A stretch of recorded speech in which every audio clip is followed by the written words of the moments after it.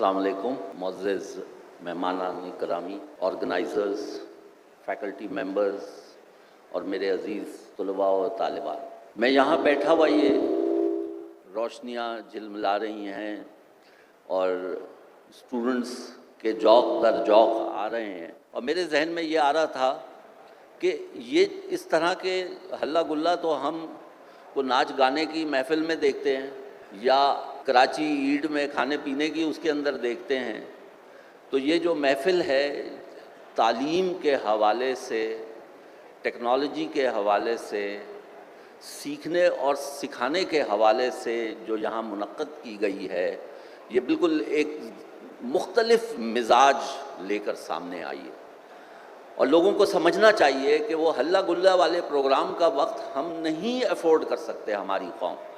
तो इस लिहाज से ये उम्मीदों का मरकज़ है पाकिस्तान के फ्यूचर के लिए, पाकिस्तान के मुस्तक़बिल के लिए।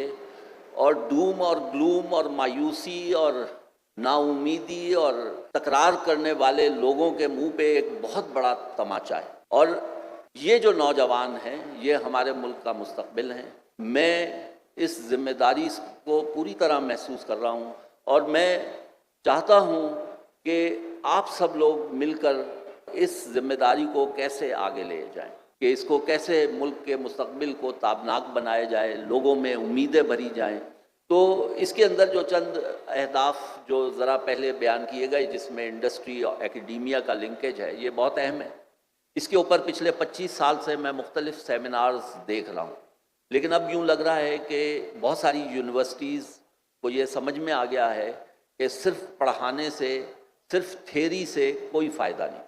उस थ्योरी के साथ practical implementation and resolution of problems अगर नहीं होगा तो काम नहीं बनेगा।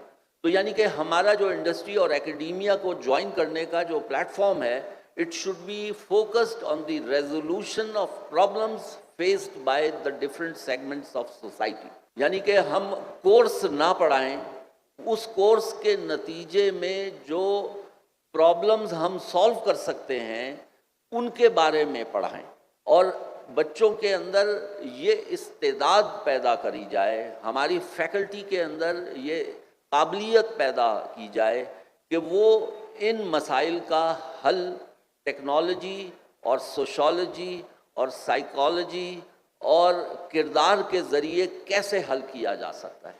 ये टेक्नोफेस्ट तो है, पाकिस्तान साइंस और टेक्नोलॉजी के ट्रक के बत्ती के पीछे बहुत अरसे से पड़ा हुआ है। कुछ लोग थे हायर एजुकेशन कमीशन में जिनका ख्याल था कि पाकिस्तान में 10,000 PhD हो जाएंगे तो हमारे मसाइल हल हो जाएंगे। PhD तो बन गए 10,000, लेकिन मसाइल वहीं के वहीं खड़े हैं।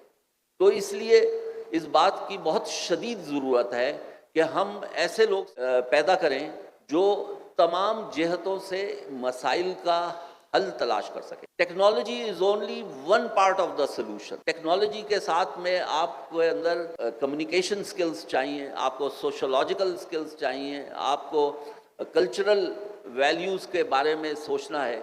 सिर्फ टेक्नोलॉजी से मसला हल नहीं हो जाता। जैसे सोशल मीडिया आया, इंटरनेट आया, लोगों का ख्याल था कि सारे मसाइल हल हो जाएंगे, सारी तालीम हो जाएगी। अब हर एक के जेब में दुनिया की सारी मालूमात मौजूद हैं, लेकिन उससे कोई मसला हल हुआ, बल्कि और मसले पैदा हो गए।